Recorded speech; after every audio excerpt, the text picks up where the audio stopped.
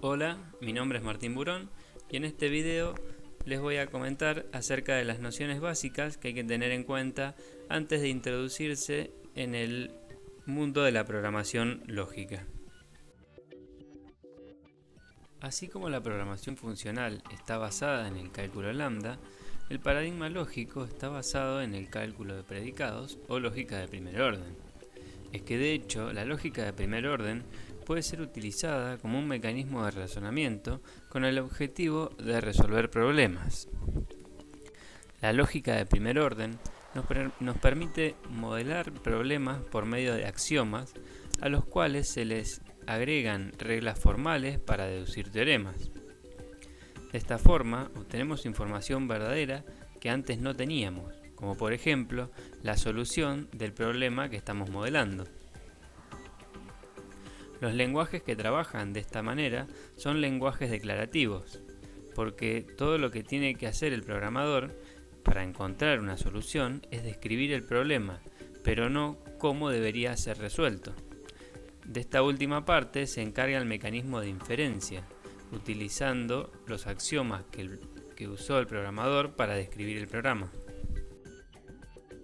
En términos generales, el esquema que debemos seguir con los lenguajes lógicos para encontrar una solución a un problema es el siguiente.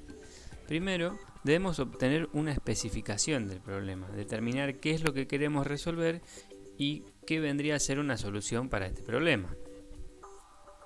Después, esa especificación debemos modelarla en términos del lenguaje que vamos a utilizar para comunicarnos con la computadora. Este lenguaje va a ser un conjunto de la lógica del primer orden, y así la especificación del problema va a quedar representada por medio de cláusulas de Horn que van a componer nuestro programa lógico. Una vez especificado el programa, la computación se va a dar por medio del mecanismo de inferencia, que a partir del proceso de resolución y la información que caracteriza el problema va a obtener nueva información hasta obtener una solución. Como dijimos antes, nosotros como programadores nos encargamos de qué queremos resolver y el mecanismo de inferencia se va a encargar de cómo resolverlo. A continuación, vamos a analizar cada uno de los elementos que caracterizan el paradigma lógico. Estos elementos son los términos y predicados, las variables, sus ligaduras y el concepto de semántica de valores, las cláusulas de Horn con las cuales vamos a describir nuestro programa, el mecanismo de inferencia y el proceso de unificación con el cual se van a encontrar las soluciones, el uso de predicados reversibles y la inexistencia de la noción de tipos. Los lenguajes lógicos constan de términos y predicados. Los términos son valores que pueden aparecer en un programa lógico y son considerados ciudadanos de primera clase. A continuación vemos la definición recursiva de término. Un término puede ser una variable, puede ser una letra funcional seguida de una lista de términos y que en cuyo caso si la lista de términos es vacía, entonces f va a ser considerada una constante, que también va a ser considerada un término, o bien un término puede ser el argumento de un predicado.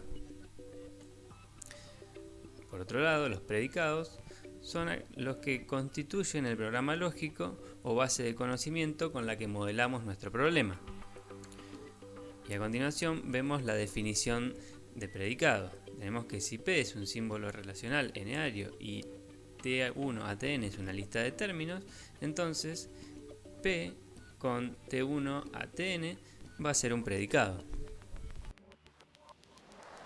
El paradigma lógico utiliza el concepto matemático de variable. Las variables son nombres que representan valores desconocidos. No existe una alocación de memoria en la cual se almacenan los distintos valores asignados a una variable a lo largo del tiempo, ya que en el paradigma lógico se utiliza la semántica de valores.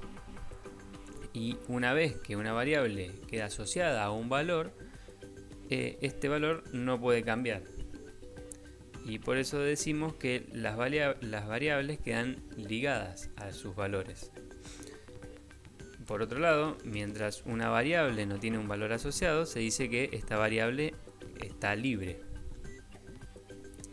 El valor que puede tomar una variable puede ser cualquier término. Y aquí vemos algunos ejemplos de algunos términos como 1, 2,23, en la cadena de caracteres hola, o un término compuesto, lista, en la que se podría representar una lista con los elementos 1 y 2. El significado o semántica de cada uno de los predicados que constituyen el programa lógico es definido por medio de cláusulas de Horn. Una cláusula de Horn o regla está compuesta por un predicado H, que es la cabeza de la regla, seguido del operador de implicación, y a continuación el cuerpo de la regla, que está formado por una conjunción de predicados o submetas. Una cláusula de Horn se puede interpretar de la siguiente manera. Si las submetas o predicados G1 a Gn son verdaderas, entonces el predicado H es verdadero. Aquí tenemos un ejemplo de una cláusula que define el significado del predicado a prueba X, el cual va a ser verdadero si estudia X y rinde X. El mecanismo de inferencia nos permite derivar nueva información y de esta manera hallar las soluciones a nuestro problema. Para esto, utiliza un algoritmo de resolución con el objetivo de encontrar una derivación de los predicados que forman parte de la descripción de la solución.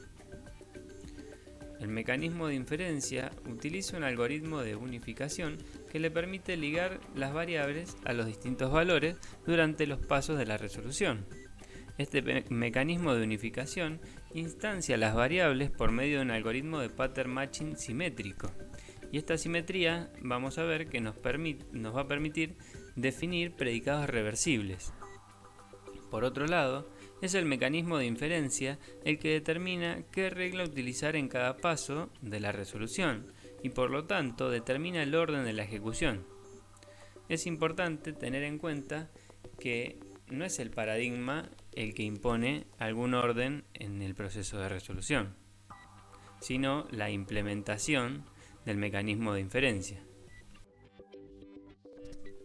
Para entender mejor el funcionamiento del mecanismo de inferencia y su influencia en la búsqueda de soluciones, vamos a analizar el siguiente ejemplo. Consideremos el programa lógico que se muestra en la pantalla, en el cual podemos ver distintas reglas y en el cual en particular podemos ver reglas con el cuerpo vacío, a las cuales llamaremos hechos. Ahora vamos a considerar la consulta que vemos en pantalla, la cual consta de dos metas, T, X y B. Y ahora lo que va a hacer el mecanismo de inferencia para responder a nuestra consulta es seleccionar una de las metas de esta consulta y tratar de unificar esta meta con la cabeza de alguna de las reglas de nuestro programa. En particular, para nuestro ejemplo, vamos a considerar que el mecanismo de inferencia selecciona la meta t de x. Ahora va a buscar en nuestro programa lógico una regla cuya cabeza unifique con t de x. Y esta sería la primera regla de nuestro programa. Pero además, como parte de este proceso de unificación, la variable x va a tener que quedar ligada al término a. Así, y si más de una regla unificara con la meta por la cual se está consultando, el mecanismo de inferencia también va a tener que tomar la decisión de seleccionar cuál va a ser la regla que va a utilizar en el siguiente paso de la resolución. De esta forma podemos ver cómo se combinan el mecanismo de inferencia junto con el proceso de unificación para controlar el flujo del programa. Luego de haber seleccionado la regla con la cual se va a seguir el proceso de resolución, la meta por la que se consultó va a ser eliminada de la consulta y se van a agregar los distintos elementos del cuerpo de la regla que fue seleccionada. Y como vemos en nuestro ejemplo, se eliminó t de x y se reemplazó por las metas p y q de a.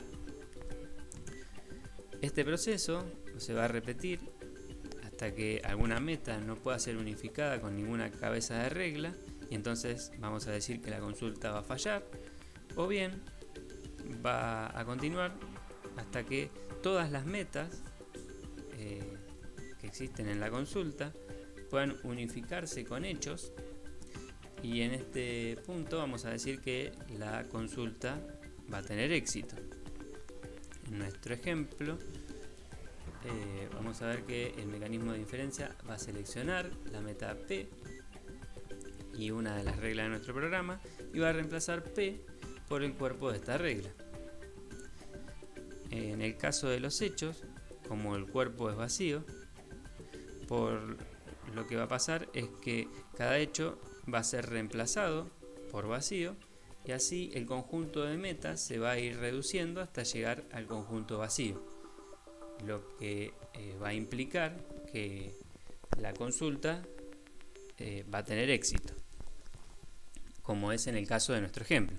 Finalmente, como respuesta a una consulta, el mecanismo de inferencia lo que va a hacer es, si esta consulta tuvo éxito, va a mostrar todas las ligaduras a las variables libres de la consulta que hayan ocurrido durante el proceso de resolución, y que en nuestro ejemplo la única variable libre que teníamos en la consulta era x, y durante el proceso de resolución fue ligada al término a. Para saber si dos términos se unifican, lo que debemos comprobar es que tengan el mismo functor y la misma aridad. Si estas condiciones se cumplen, además debemos comprobar que los argumentos de los términos unifican uno a uno, manteniendo las ligaduras que se produzcan durante el proceso de unificación. En el ejemplo vemos que los términos no unifican, ya que tienen functores distintos.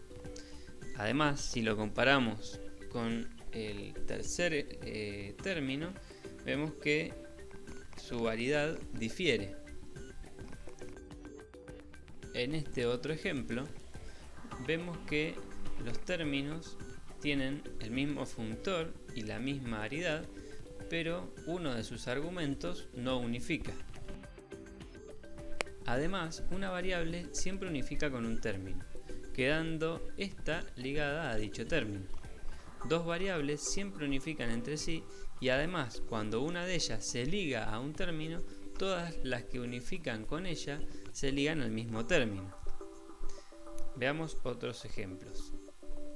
Tenemos que estos dos términos sí unifican, ya que tienen el mismo functor, la misma aridad, y sus argumentos unifican uno a uno. Veamos que x la variable x unifica con la variable y, ya que son dos variables, y por otro lado la variable z unifica con el término b.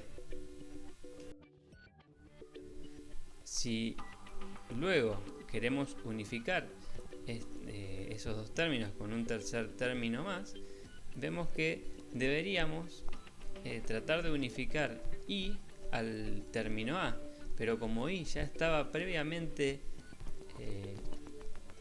unificado con la variable x, lo que va a pasar es que x también se va a ver ligada al término a. La reversibilidad es una propiedad que no existe en otro tipo de lenguajes y que consiste en la habilidad de los argumentos de los predicados para actuar indistintamente como argumentos de entrada y o de salida. Los argumentos de entrada deben ser instanciados, mientras que los argumentos de salida deben ser variables libres. Veamos un ejemplo. Supongamos que en nuestra base de datos tenemos el hecho padre Juan Jorge para representar que Juan es padre de Jorge. Luego podemos usar el predicado padre para consultar por quién es el hijo de Juan, quién es el padre de Jorge, o cuáles son los individuos relacionados por la relación padre. No siempre todas las combinaciones de argumentos instanciados y no instanciados es válida. Las diferentes formas o combinaciones válidas de invocar un predicado se las denomina modos de uso. Otro detalle a tener en cuenta cuando estamos trabajando con lenguajes lógicos puros es que en estos no vamos a contar con la noción de tipo de dato que aparece en los lenguajes de los demás paradigmas. Y en cambio, en los lenguajes lógicos, lo único con lo que vamos a contar para escribir nuestro código van a ser términos y símbolos predicativos. La ausencia de un sistema de tipos no restringe el mal uso que podamos hacer de ciertos predicados, por lo que es posible que la seguridad y la confiabilidad de nuestro código se vea afectada. Y es que el programador va a ser el que tiene que encargarse de especificar de forma axiomática cualquier restricción que quiera reflejar sobre los predicados del programa.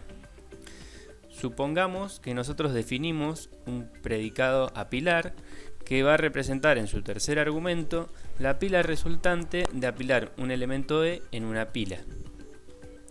A partir de este predicado vamos a poder encontrar derivaciones de nuevos términos, como por ejemplo una pila con un elemento, y vamos a suponer que la pila vacía está representada como nil. También vamos a poder derivar un término para una pila con dos elementos, pero de la misma forma también vamos a poder derivar una especie de pila en la cual apilamos el número 2 sobre el término otra cosa, que no tiene que ser necesariamente una pila. Entonces, acá vemos cómo el sistema de tipos podría, en realidad, verificar que pila, el argumento pila, sea una pila, efectivamente, pero como no contamos con esta noción de tipos en los lenguajes lógicos, lo que debería hacer el programador es especificar por medio de otro predicado, en la definición del mismo predicado apilar, la restricción de que pila sea efectivamente una pila. Y así llegamos al final de nuestro video.